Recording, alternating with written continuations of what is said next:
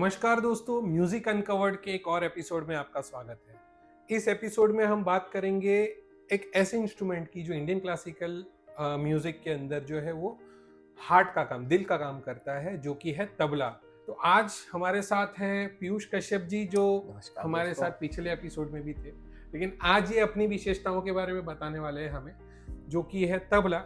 तो मैं इस कॉन्वर्सेशन को जो है वो एक बोरिंग तरीके से नहीं, एक अलग तरीके से ज्यादा कर पूछेंगे कि सर आपकी शुरुआत कहाँ से हुई वगैरह वगैरह। जी।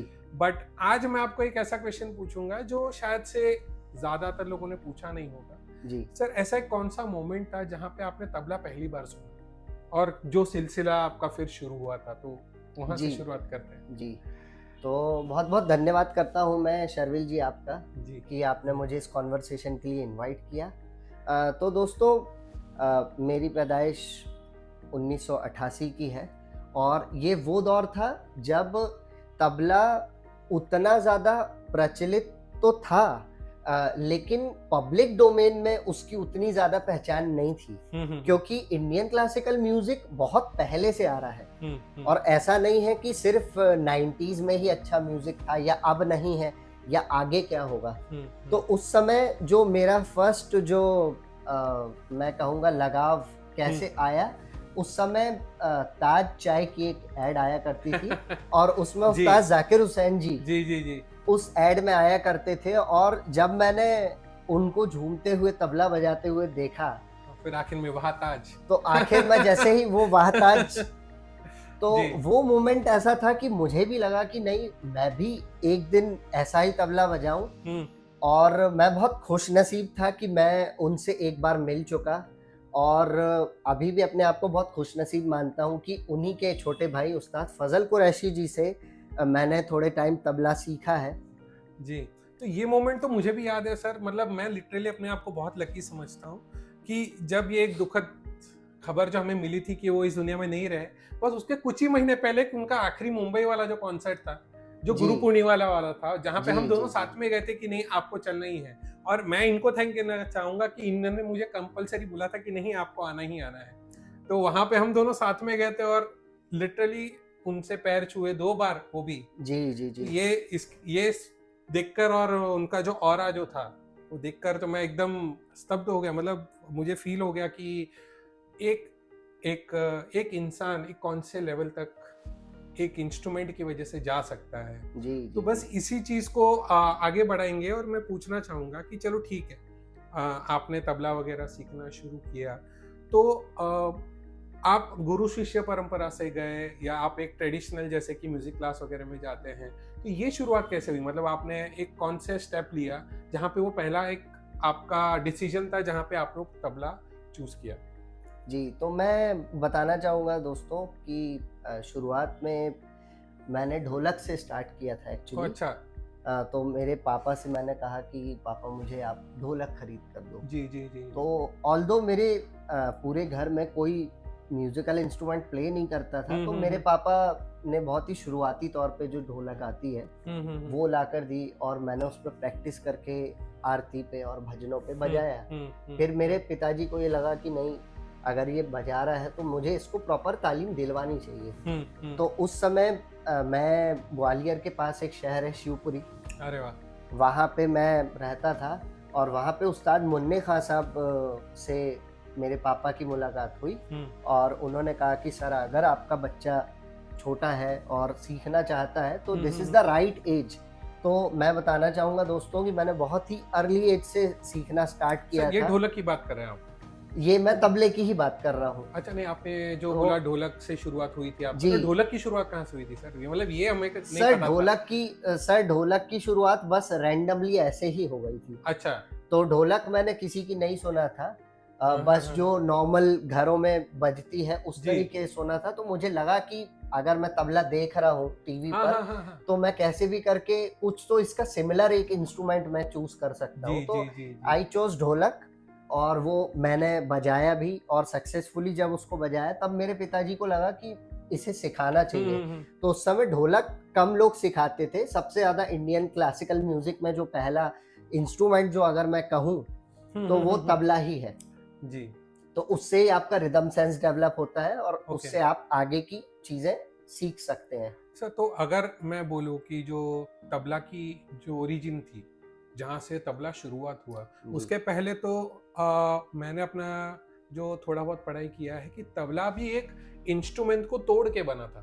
जी कि जहाँ पे हम ज़्यादातर इंस्ट्रूमेंट में देखो और पुराने वगैरह अगर मैं मूर्ति वगैरह भी देखूँ ना, तो ज़्यादातर गणपति भगवान जो है या कोई भी एक भगवान जो है वो ढोलक बजाते हो या तो डमरू, जहाँ पे वो बीच में से टूटा हुआ नहीं है, दोनों जी तरफ बजता है। जी जी तो जी इसके बारे में आप थोड़ा लाइट देंगे हम लोग को, क्योंकि ये काफ़ी इंटरेस्टिंग चीज़ है कि जो हमने जो देखा है और उसमें से जो निकल के आया है वो काफ़ी खूबसूरत है। वो तो खूबसूरत बना कैसे? जी।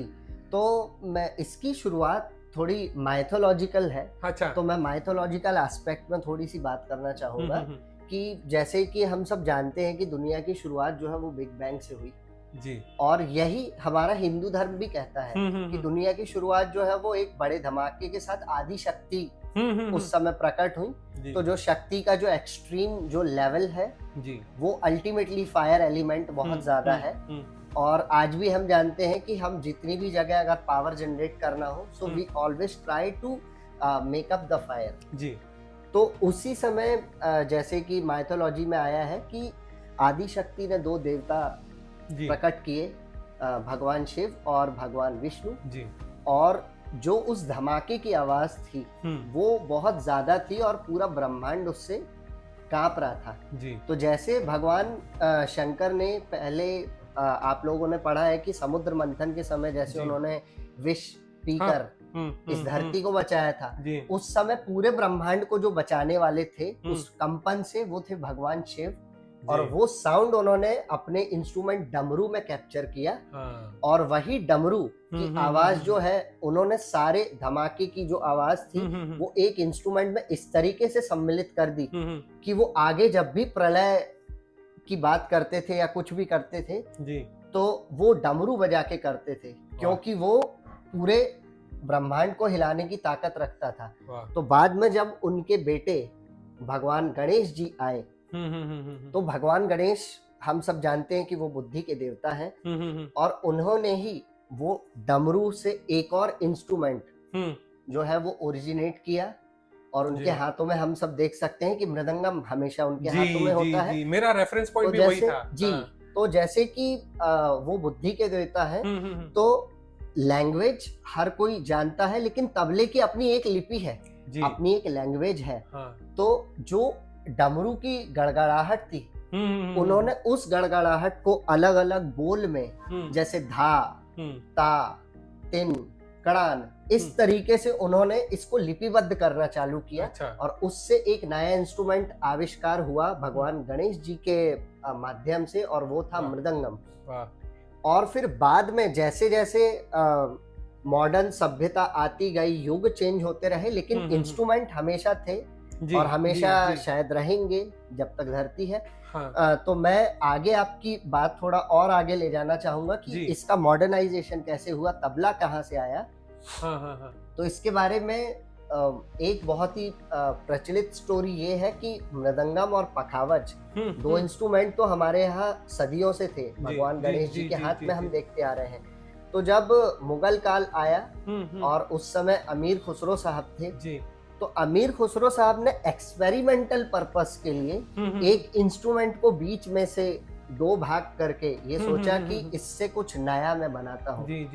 तो उन्होंने पखावज को और मृदंगम को बीच में से काट काट के उसमें नीचे और लकड़ी के सिरे लगा के उससे तबला बनाने की कोशिश की, और उन्हीं को ही तबला का जनक माना जाता है। एक स्टोरी और ये है कि जब औरंगजेब थे, ये थोड़ी कम प्रचलित चीज है जो मैं बताना चाहूंगा कि ज्यादातर हमने जो है वो माइथोलॉजी के ऊपर ही ज्यादा फोकस किया है कि अभी जैसे कि इस्कॉन टेम्पल में देखेंगे तो वहाँ पे उन लोग जो है वो मृदंग बोलेंगे, पखावज, और काफी सारे ऐसे इंस्ट्रूमेंट है जो शायद से थोड़े मिसस्पेल भी किए जाते हैं। वो भी कंफ्यूजन बहुत है कि इसको मृदंग बोलेंगे या उसको मृदंग बोलेंगे, इसको पखावज बोलेंगे, इसको ढोलक बोलेंगे। ये कंफ्यूजन भी काफी है, तो इस पे भी थोड़ा प्रकाश जरूर डालेगा। तो सर जैसे हम मृदंग और पखावज में अगर डिफरेंस की बात करें, तो जो सबसे बड़ा बेसिक डिफरेंस है वो ये है कि जो मृदंग है उसमें जिस तरीके से यहाँ पे रस्सी लगी हुई है, वहां पे मृदंग में हमेशा आप देखेंगे कि उसमें स्टील का ऐसा स्क्रू लगा रहेगा हाँ हाँ और हाँ हाँ उससे टाइट होता है। जी जी जी और दूसरी बात, पखावज और मृदंग में सबसे बड़ा डिफरेंस वो ये है कि जो पखावज और मृदंग का लेफ्ट है वो एकदम अलग है। हाँ मृदंग के लेफ्ट की तरफ यहाँ पे बाएं में ऑलरेडी स्याही लगी होती है अंदर की तरफ, जैसा इसमें बाहर की तरफ है उसमें भी जी लगी जी हुई जी जी होती है। और पखावज में ये स्याही नहीं होती है जी लेफ्ट जी में, जी उसमें आपको आटे का एक लेप लगाना होता है लोई ओके की तरह, और वो आपको ये रेजोनेंस जो है ये प्रोवाइड करता है। ओके तो पखावज और मृदंग में सबसे बड़ा डिफरेंस ये है कि जी उसका बेस क्या है। ओके और तो जो बोल जो बजते हाँ हैं हाँ हाँ वो पखावज, तबला और मृदंग में हम्म तीनों में एक ही तरीके के बोल बजते हैं। अच्छा तो अगर मैं यूजेबिलिटी की बात कर दूं हम्म। कि जैसे जैसे म्यूजिक मॉडर्नाइज होता गया वैसे वैसे तबले का ज्यादा यूज बढ़ता गया। जी जी जी इसीलिए तबला ज्यादा आपको दिखाई देगा, क्लासिकल म्यूजिक में भी दिखाई देगा, जी जी जी लाइट क्लासिकल म्यूजिक में भी हाँ देगा, हाँ या हाँ सेमी हाँ क्लासिकल हम्म या वेस्टर्न में भी, आजकल फ्यूजन में भी यूज हो रहा है, बॉलीवुड हम्म में। तो इसलिए उनका यूज कम होते गया हम्म और तबले का यूज बढ़ता गया। जी तो जनरली जो ध्रुपद शैली है हाँ गाने की, जी जी जी क्योंकि देखिए जो भी इंस्ट्रूमेंट है रिदम इंस्ट्रूमेंट वो अकम्पनीमेंट के इंस्ट्रूमेंट है, जी जी जी तो वो इंस्ट्रूमेंट जो भी अकम्पनीमेंट के हैं वो हमेशा गायकी के साथ अकम्पनी होते हैं, या तो किसी ऐसे मेलोडिक इंस्ट्रूमेंट के साथ अकम्पनी जी करेंगे जी जी जो कि कोई ना कोई धुन या राग को पेश कर रहा है। हाँ तो हाँ मृदंग और पखावज को सबसे ज्यादा ध्रुपद शैली में यूज किया गया। वाह वेयर एज अगर मैं और ध्रुपद के अलावा अगर धमार या नॉर्मल जो हम छोटा ख्याल और बड़ा ख्याल की बात करें जी उसमें तबले का प्रभाव आपको ज्यादा देखने को मिलेगा। तो जैसे कि आपने बोला कि तबला वगैरह जो है, बट मेरा एक क्वेश्चन ये था कि जैसे कि इसमें चमड़े का उपयोग होता है, जैसे कि बकरे की चमड़ी के ऊपर जी जो है वो तबला बनाया जाता है, तो जी ये जब प्रचलन में कहाँ है? क्योंकि हम लोग तबले को या मृदंग को या ढोलक को हमेशा एक डिवाइन स्वरूप में देखते हैं, जहाँ पे जी अगर मैं गणेश चतुर्थी की बात करूँ तो सारे महाराष्ट्रन फैमिलीज के अंदर जो है वो ढोलक का इस्तेमाल करके बहुत अच्छे भजन कीर्तन होते हैं। जी अगर हम जिनके साथ काम भी कर चुके जैसे कि अनूप जलोटा जी, जी उनके साथ भी जो है तो तबला साथ में ही होता है, तो जी वहां पे जी भी वो कृष्ण या राधा के कितने प्यारे भजन जो है वो गाते हैं। जी तो अभी इसको हम कैसे जोड़ेंगे, जैसे कि अभी ये चमड़े का इस्तेमाल है वगैरह है, जी तो जी इसको हम कैसे जोड़ेंगे? तो सर बहुत ही अच्छा प्रश्न है फिर जी से। तो आप अगर याद करें मैंने आपको पहले भी बताया था कि जी जी भगवान शिव से इसका बहुत बड़ा कनेक्शन है। जी जी और शिव जी जैसे कि मृग छाल हाँ हाँ हाँ पहन के रखते थे, जी तो उनका जो वस्त्र था हम्म वही चमड़े का था। तो हाँ, अपने पिताजी से ही इंस्पायर होके गणेश भगवान ने चर्म वाद्य जो अच्छा है ओके उसकी शुरुआत की। हम्म। तो जो भी मैं अपने दोस्तों को यही कहना चाहूंगा, अपने दर्शक मित्रों को, कि अगर आपको चर्म वाद्य यानी ऐसे जी वाद्य यंत्र जिसमें चमड़े का बहुत यूज हो, जी जी जी जैसे कि तबला है या ढोलक है, पखावज है, मृदंग है, या हम्म इसके जैसे ही दिखने वाले और भी इंस्ट्रूमेंट है, ढोलकी है, उसके जो इष्ट देव है वाह वो गणेश भगवान है। तो जो भी मेरे मित्र अगर इस शैली में और आगे बढ़ना चाहते हैं और ये चाहते हैं कि वो किसकी आराधना करें, तो वो जरूर गणेश भगवान की करें। तो सर इसमें थोड़ा सा ऐड करना ही चाहूंगा कि अगर आप कोई और इंस्ट्रूमेंट भी बजाते जैसे कि फ्लूट हो गया या जी कीबोर्ड हो गया या हारमोनियम भी हो गया, जी हर किसी में जो है वो ताल का इम्पोर्टेंस बहुत है, जी क्योंकि संगीत का मतलब जो है संग गीत होता है, जी म्यूजिक भी होता है, ताल भी होता है, गायन भी होता है और नृत्य भी होता है। जी जी तो बिना ताल के तो कोई सृष्टि, जैसे कि शुरुआत में मैंने मेंशन किया था कि ये हार्ट बीट है, जी तो कोई भी सॉन्ग या कोई भी मेलोडी जो हो बिना बीट के तो बजेगी नहीं। तो इसी चीज को बस यहीं पे रख कर थोड़ा और आगे बढ़ते हैं। अभी जैसे कि हम लोग सुनते आ रहे हैं घराने वगैरह, और अभी तो काफ़ी सारी सीरीज भी आती है जैसे कि बंदिश बैंडिट्स वगैरह, जो काफ़ी थोड़ा इंडियन क्लासिकल वाले जो यूनिवर्स में है जो थोड़ा प्रकाश डालती है, क्योंकि हर घराना जो है वो घराने के ऊपर तबला वादक जो है अपने घराना भी लेकर चलते हैं। तो लखनवी तरीके से जो तबला बजता है वो अलग बजता है, बनारसी घराने से जो तबला बजता है वो अलग बजता है। तो उसके ऊपर आप थोड़ा, जैसे कि आपने अपने उस्ताद जी से जो है वो सीखना शुरू किया था, जी तो उसका चलन कहाँ से हुआ? जैसे कि कौन से आपने घराने से शुरुआत की थी? जी। तो मैं अपने दोस्तों को यही बताना चाहूँगा कि सबसे पहले जो है मैंने लखनऊ घराने से सीखना चालू जी, किया जी, था। जी, जी, और मेरे उस्ताद थे मरहूम उस्ताद मुन्ने खां साहब। जी, और मैंने उनसे 1994 में शिक्षा जी, जी, प्राप्त जी, करना आपने चालू बताया किया मुझे था। तो। जी, और उसके बाद धीरे-धीरे करके जो है मेरे पापा चूँकि गवर्नमेंट जॉब में थे और अरे उनका वाह! काफ़ी ट्रांसफ़र होते रहता था, जी, जी, जी। तो मैं अलग-अलग शहरों में, मैंने जबलपुर में भी, हुँ, हुँ, हुँ, सिवनी हुँ, में, एमपी में ही कई क्षेत्रों में रहा और हुँ, अलग-अलग घरानों से मैंने तालीम लेना चालू किया, हुँ, हुँ, क्योंकि हर हुँ। बार एक ही घराने के गुरु मिलना बड़ा मुश्किल जी, काम जी, हो जी, जाता जी, है। जी। तो पहले लखनऊ घराने से सीखा मैं थोड़े टाइम, और उसके बाद मैंने दिल्ली घराने का जी, भी सीखा, और अभी सौभाग्य से थोड़े समय तक मैंने उस्ताद फजल कुरैशी जी से भी सीखा। जी, जी, जी, तो जी। ये मेरा बहुत सौभाग्य है कि मैं पंजाब घराने से भी जुड़ा। तो वाह! अब मैं घराने को थोड़ा सा एलैबोरेट करना चाहूँगा जी, जी, यहाँ पे, प्लीज़। कि तबले में मुख्यतः 6 घराने माने गए हैं। ओके। तो सबसे पहले जो है, सबसे पुराना घराना जो है, हुँ, हुँ, हुँ, क्योंकि हुँ। तबले का ओरिजिन मुगल काल में बहुत ज़्यादा हुँ, हुआ, हुँ, हुँ। और उस समय जो राजधानी थी वो दिल्ली थी, जैसे जी। कि आज भी है। हाँ, हाँ, हाँ।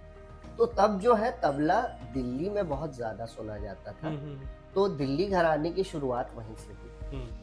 तो सबसे पहला जो, सबसे पुराना जो तबले का जी, घराना है, जी, जी। वो दिल्ली का घराना है। और हुँ। दिल्ली घराने की विशेषता ये है कि उसे, ऐसा मैं नहीं, ऐसा बड़े-बड़े उस्ताद भी कहते हैं, तो मैं गुस्ताखी चाहूँगा अगर जी, जी। आप लोगों को कुछ इसमें गलत लगे तो मुझसे जो मुझे जितना पता है मैं उस हिसाब से आपको हुँ, हुँ, बता रहा हुँ, हूँ हुँ। कि सबसे शुद्ध जो बजाना माना जाता है वो दिल्ली का माना जाता है। जी। और इसे 2 उँगली वाद्य भी कहा जाता है। ओके।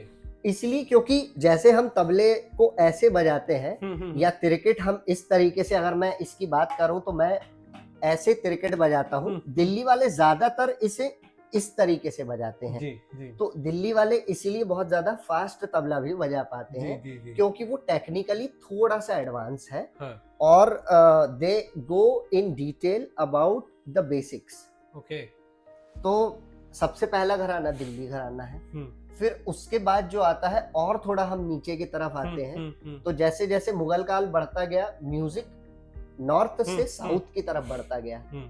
तो अब आप देखेंगे कि कैसे हम ये बोल सकते हैं कि भारत में कैसे संगीत फैला। हुँ, हुँ, हुँ। तो दिल्ली घराने से शुरुआत हुई। उसके बाद दिल्ली से ये तबला आया लखनऊ। जी, लखनऊ घराने में आप सब जानते हैं, लखनऊ नवाबों का शहर है। जी। और उस समय तक म्यूजिक जो था, जैसे औरंगजेब के आने के बाद हुँ, हुँ। म्यूजिक जो है बहुत ज्यादा उनमें हराम माना जाता था। हुँ, हुँ, हुँ, हुँ। तो वो कोशिश यही करते थे कि म्यूजिशियंस को हम अलाउ नहीं करें। हुँ, हुँ, हुँ। तो उस समय जो संगीत रह गया था हुँ। वो सिर्फ कोठों तक जी, जी, रह जी, जी, गया जी। था। तो जो लखनऊ घराना है वो सबसे ज्यादा, अगर आप सुनेंगे तो ठुमरी, हाँ जी, हाँ जी। गजल, जी, जी, जी। दादरा, ये सब का जो तबला प्रचलित किया, हुँ, हुँ, सबसे हुँ। ज्यादा वो लखनऊ घराने वालों ने किया। हुँ, हुँ, तो हुँ। लखनऊ का जो बजायकी है वो बहुत ही ज्यादा अदायकारी वाली है। जी, जी, जी, जी। उसके बाद तबला लखनऊ घराने से शिफ्ट हुआ थोड़ा सा और ज्यादा, हमारे आर्टिस्ट फैले, तो वो गए फर्रुखाबाद की तरफ। अच्छा। तो तीसरा घराना जो है वो फर्रुखाबाद का घराना हुँ, है। हुँ, हुँ। और फर्रुखाबाद में बहुत ही ज्यादा विगरस तरीके से उसी चीज को दिल्ली और लखनऊ के मिक्स जो जी, हम जी, जी, चीजें जी, जी, पेश जी। करते हैं, वो फर्रुखाबाद घराने में आ हुँ, जाती हुँ, है। हुँ, हुँ। फिर उसके बाद जो तबले की कहानी है वो आगे गई, तो बनारस की तरफ गई। जी, जी। और बनारस में भी आप सब जानते हैं कि हुँ। वहां पे कथक डांस जो है वो बहुत। बहुत ज्यादा फेमस है। हुँ, हुँ, तो तबला तब हुँ। गायकी के साथ साथ बजाने में भी कैसे आया, जो लखनऊ का हाँ। बाज था जी, और जी, जी, जी, बनारस जी, का, जी। ये गायकी के साथ साथ डांस में भी इसका कैसे इंट्रोडक्शन हुआ। जी, तो ये ओके। इस तरीके से आया कि बनारस की जो देन है हाँ, हाँ, हाँ। तबले को, वो ये है कि तबला कथक और दूसरे नृत्य शैली के साथ कैसे आया। जी, जी, जी। क्योंकि कथक में भी काफ़ी सारी जी उनकी जो जी पढ़न जी वगैरह जो होती है, जी, वो वो तबले सारी से की सारी हाँ। जो चक्रधार तिहाई है, जी, जी, जी, जी, जी, जी। और जो जो भी उनका डांस का जो फॉर्म है, हुँ, हुँ, हुँ। उनके टुकड़े हैं, पलटे हैं, वो सारे के सारे जो वो हैं जो बोल आप तबले पर भी बजा सकते हैं और उन्हीं बोलों पे आप डांस भी कर सकते हाँ हैं। हाँ हाँ तो ये चौथा घराना हो गया। जी फिर उसके बाद जो अगला घराना है हम्म वो ऐसा माना जाता है हम्म कि वो आधा घराना है, जी ऐसा कुछ लोग बोलते हैं, हाँ। सारे लोग नहीं बोलते हैं। अगेन मैं हम्म। माफी चाहूंगा अगर मुझसे जी। कुछ गलती हो नहीं तो उसे हम बोलते हैं अजराड़ा घराना। जी तो अजराड़ा घराना जो है वो आधा घराना इसलिए है कि उसमें बहुत सी चीजें दूसरे घराने से अडॉप्ट की है, जी जी जी जी उनका खुद का जो है वो थोड़ा कम कंट्रीब्यूशन है। कंट्रीब्यूशन तो जरूर है, जी ऑब्वियसली उसके बड़े बड़े उस्ताद हुए हैं अजराड़ा घराने के। और जो आखिर में जो लास्ट में हमारा जो घराना आ जाता है जी वो आ जाता है पंजाब घराना। जी और उसी पंजाब घराने के हमारे सबसे मशहूर जो तबला वादक जी उस्ताद जाकिर हुसैन जी हाँ, पंजाब हाँ, घराने से बिलोंग करते थे।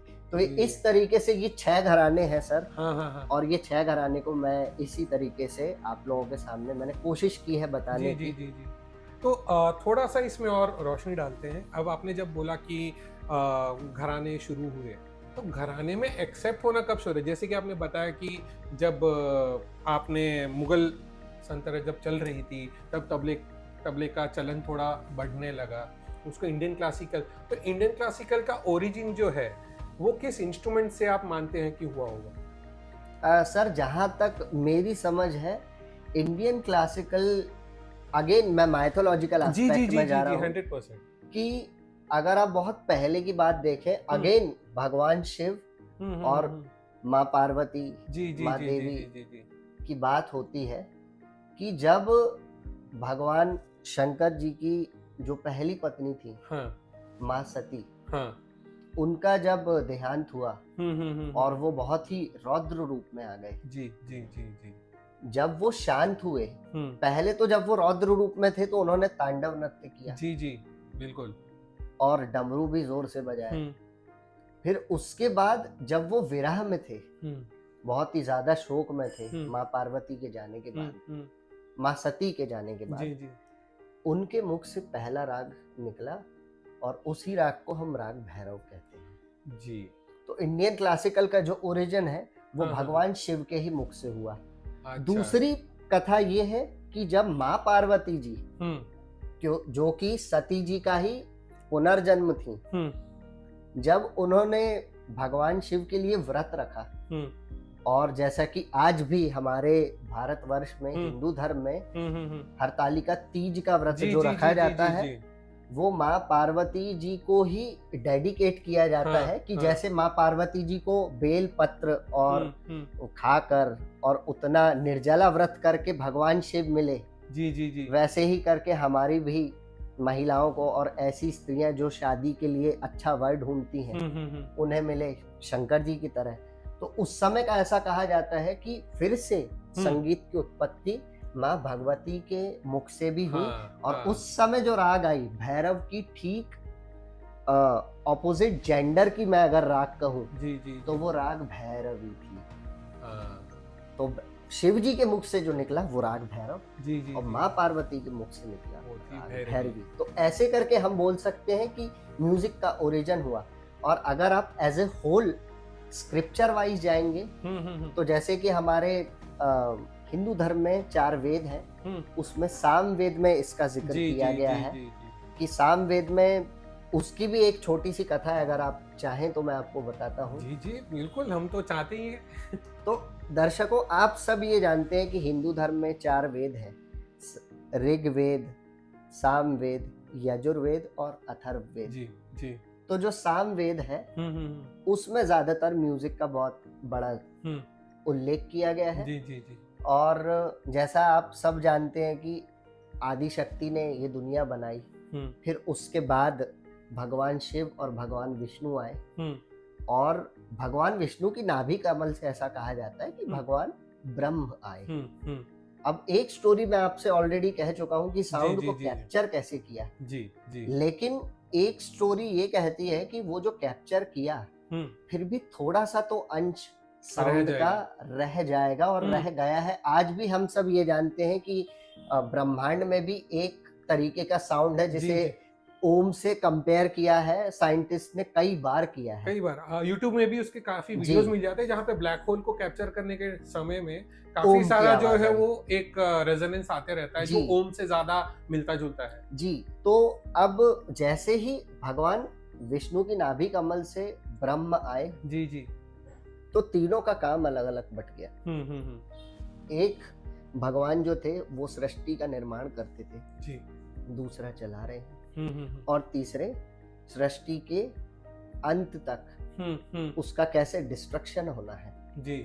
उसको संभालते हैं। तो जब भगवान ब्रह्म आए, उनका आकार आया, जी उसको नाम दिया गया साकार ब्रह्म। जी। आज जैसे कि कई ऐसे लोग हैं जो मानते हैं कि भगवान निरंकार है या निराकार है, तो जब उन्हीं भगवान को आइडल्स बना के हम पूजा करते हैं तो वो भगवान की एक मूर्त सामने आती है, जी। लेकिन उन्हीं भगवान को अगर हम स्वर के रूप में पहचाने, वो जो पहला हमारा स्वर है सा, वही हमारे साकार ब्रह्म है। जी। और साकार ब्रह्म जब आए तो वो तो निर्माण कर रहे थे, तो ऋषभ और गंधर्व जो कि गाना गाना चालू किए, उसके बाद उन गाने वालों के लिए या उन सारे देवता के लिए एक, जैसे कि हम किसी भी क्लास में देखें तो एक मॉनिटर होता है, तो उनके लिए भी मॉनिटर रखा गया जिन्हें महिपाल कहा गया, और महिपाल को ही हम लोग इंद्रदेव के नाम से जानते हैं। जी। तो अभी तक 4 सुर आ गए, सारे गामा। फिर उसके बाद जो पा है वो उस राजा की प्रजा है, पा, और धैवत और निषाद जो है वो आने वाली जनरेशन है। तो ऐसे करके सामवेद में जी।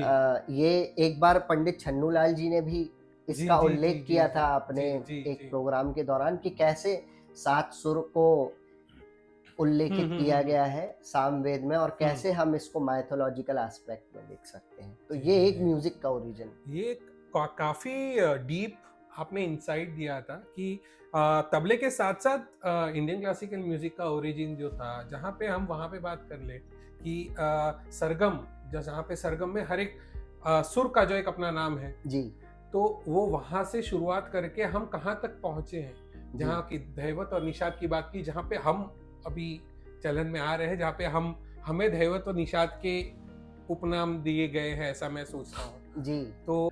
तो इसी चीज को मैं आगे लेकर जाना चाहूंगा। जैसे कि इंडियन क्लासिकल म्यूजिक के अंदर जो हम लोग ने सरगम की जो व्याख्या दिखाई, तो उस व्याख्या के अंदर हमने सरगम के नाम वगैरह जो है वो समझे जी। तो उसी तरह तबला का जो उत्पत्ति था, जैसे कि आप ही ने बताया कि गणेश जी ने जो है इसकी लिपि लिखी थी जी। तो कौन सा जो साउंड है उसको ना बोला जाएगा, कौन सा साउंड है उसको धा बोला जाएगा जी, इसके ऊपर थोड़ा और डिटेल अगर आप शेयर कर पाए तो। जी जी जी जरूर। तो जैसे कि मेरे पास ये तबला है, मैं इसमें आप लोगों को बजा के भी बता देता हूँ कि आप लोग सब देख सकते हैं, ये स्याही है, ये किनारी है, ये मैदान है, और अगर मैं अपनी ये फिंगर को एज एन एंकर यूज करता हूँ तो ऐसे मैं जब किनारी पे ये बजाऊंगा, ये ना है, और कंपोजिशन के हिसाब से यही ना जो है वो ता में तब्दील हो जाता है। जी। जैसे कि धाती धागे नाधा तिरकिट, धाती धागे तीना के ना, ताती ता के नाता तिरकिट, तो ताती ता के नाता तिरकिट भी ऐसे ही बजेगा, और धाती धागे तो जब ना के साथ में हम बेस बजाते हैं तो वो धा हो जाता है,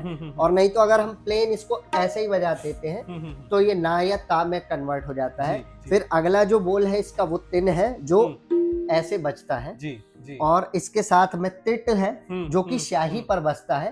तो तिट अगर मैं दिल्ली घराने से अगर बिलोंग करता हूँ तो वो लोग तिट ऐसे बजाते हैं, और लखनऊ या मैं किसी और दूसरे घराने की बात करूं तो वो लोग पूरे पूरे हाथ को लेके ऐसे तिट बजाते हैं। तो ये घराने की भी विशेषता हो गई कि किस तरीके से तिट है वो 2 तरीके से बजता है।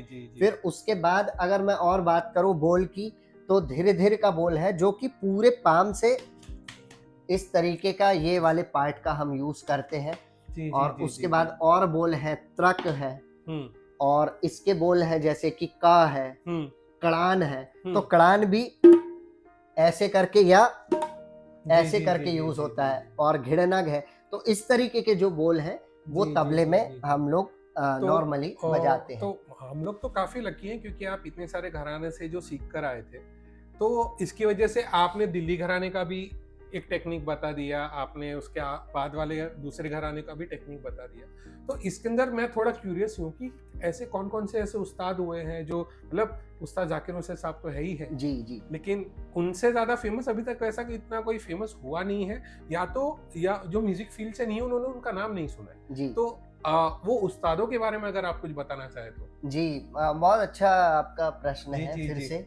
तो मैं इस बारे में जानकारी देना चाहूँगा अपने मित्रों को कि जी उस्ताद जाकिर हुसैन जी के पहले जी जी जो इंडिया में सबसे ज़्यादा फेमस जो तबला प्लेयर थे, और उन्हीं को उस्ताद जाकिर हुसैन जी भी और बहुत सारे लोग अपना आइडल मानते जी हैं। जी जी और उनका नाम है उस्ताद अहमद जान थिरकवा खां साहब। जी जी वो जी इतने ज़्यादा फेमस थे, एक्चुअली थिरकवा उनको उपाधि दी गई थी उन्हीं के पिताजी के द्वारा, जी। कि उनकी जो उंगलियां थी तबले पे इस तरीके से थिरकती थी कि ऐसा लगता था कि जैसे वो उंगलियां डांस कर रही हो तबले पे। जी तो उनका नाम अहमद जान खान था, लेकिन हम्म। उपाधि के तौर पे अहमद जान थिरकवा नाम जी दिया गया। जी तो इतना ज्यादा अच्छा तबला बजाते जी थे जी हमारे जी थिरकवा खां साहब। जी तो जी जी वो जो अकेले ऐसे उस्ताद थे, उन्होंने सारे घराने के तबले को सीखा था।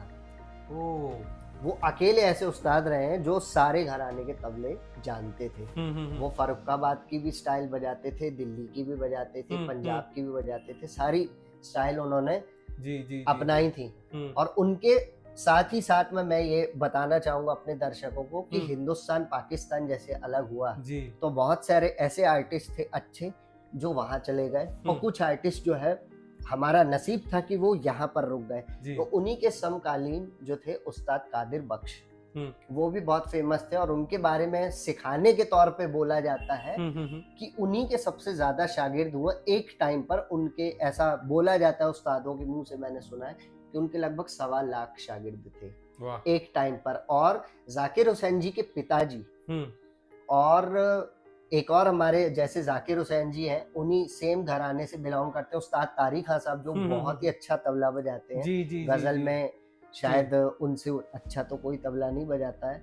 तो उनके जो उस्ताद थे उस्ताद शौकत हुसैन खान साहब, जी जी जी जी जिन्होंने तिट धिट के ऊपर काफी काम हाँ, किया था। हाँ, तो उस्ताद शौकत हुसैन खान साहब और उस्ताद अल्लाह रखा खान साहब के जो जी, कॉमन जो गुरु थे, हाँ, वो उस्ताद कादिर बख्श थे जो जी, पाकिस्तान के थे। ओके तो ये इस तरीके से मैंने थोड़ा इसको कोशिश की है कि आपको उन उस्तादों के बारे में भी बताऊं जो हमारे उस्तादों के भी पीछे हैं, जी जी जी जी कि जिन्होंने उनकी नींव डाली। जी और आज के ज़माने की अगर मैं बात करूं तो जैसे उस्ताद फजल कुरैशी जी हैं, जी जी जी बिल्कुल और पंडित स्वपन चौधरी जी हैं, जी, पंडित ऑनिंदो चैटर्जी जी जी हैं, जी और योगेश शमसी जी शमसी हैं, जी हैं। पंडित योगेश शमसी जी। तो ये सब आज के टाइम जी, के जी, जी। महारथी हैं जिन्होंने तबले को उस ऊंचाई पे पहुंचाया है। जी जी। तो जब हम उस्तादों की बात करते हैं तो काफ़ी सारे ऐसे कॉन्सर्ट जो है हमने देखे हुए हैं। तो वहाँ पे एक कॉमन प्रश्न जो सवाल जो होता है कि जैसे कि अभी हम स्टेज पे जाते हैं, अगर फ्लूट के साथ हमारी जुगलबंदी होती है तो हम कुछ पार्ट जो है जी वो थोड़ा रिहर्सल होता है, बाकी सारी चीज़ें जो है मोस्टली एकदम इम्प्रॉम्प्टू होती है कि जी उस समय के माहौल के हिसाब से जो है हम उसको बजा देते हैं। तबले के अंदर अगर मैं तबला सोलो की बात करूँ, या जहाँ पे बहुत सारे उस्ताद, क्योंकि एक ऐसा वीडियो भी देखा था जहाँ पे बहुत सारे उस्ताद एक साथ बैठे थे, जिनका आपने नाम लिया वो जी एक ही फ्रेम में थे। जी जी तो वो चीज़ कैसे रिहर्स होती है, या उसका कुछ प्रिपरेशन होता है, नहीं होता है? ये जो तबला सोलो वाला जो एक इवेंट जैसा हम माना जाते हैं जी कि जी काफी अभी तबला सोलो के लिए भी बुलाते हैं, जी। ये सारा चलन कहाँ से आया और ये प्रिपरेशन कैसे होती है? तो सर तबला सोलो की अगर मैं सबसे ज्यादा बात करूं तो शुरुआत जो की थी, जो रिकॉर्डिंग्स अवेलेबल हैं, वो उस्ताद अहमद जान थिरकवा खान साहब ने जी की जी थी। जी कि उन्हें लोग सिर्फ और सिर्फ तबला सुनने के लिए बुलाया करते थे। उसके बाद जो है ये चीज़ चलन में आई।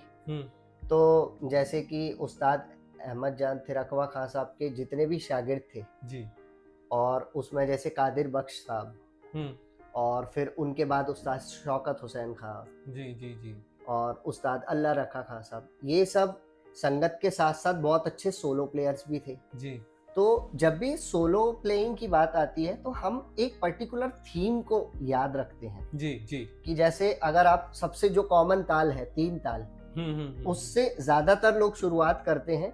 क्योंकि वो 16 मात्रा की ताल है।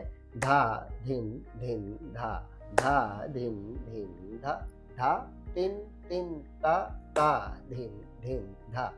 तो इसमें 16 मात्रा है, उसको हमने 4-4 विभाग में किया है। और 4-4 विभाग करने से इसमें कोई भी कंपोजिशन बनाना या इससे मिलता जुलता कुछ बनाना काफी आसान हो जाता है, क्योंकि डिवीजन काफी आसान है।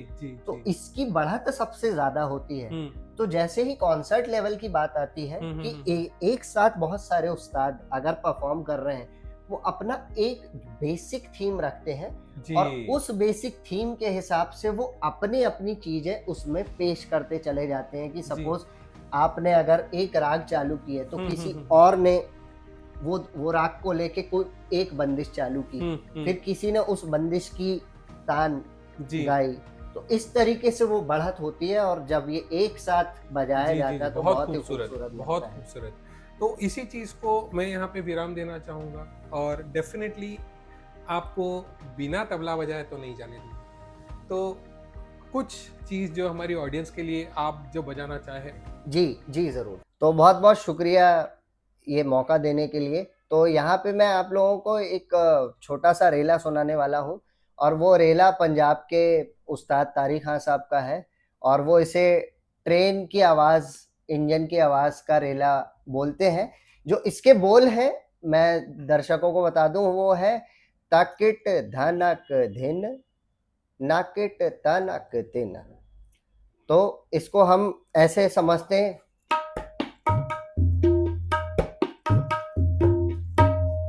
तो अगर मैं इसको थोड़ा सा स्पीड में बजाऊं तो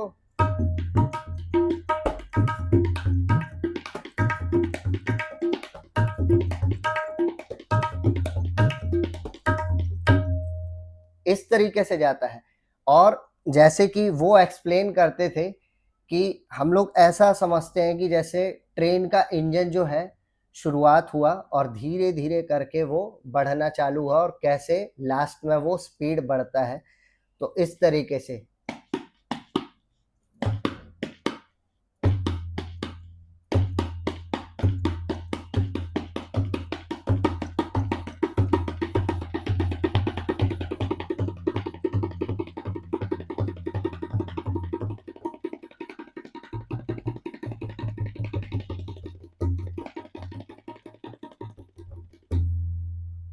उसके बाद जैसे ही ट्रेन रफ्तार पकड़ती है तो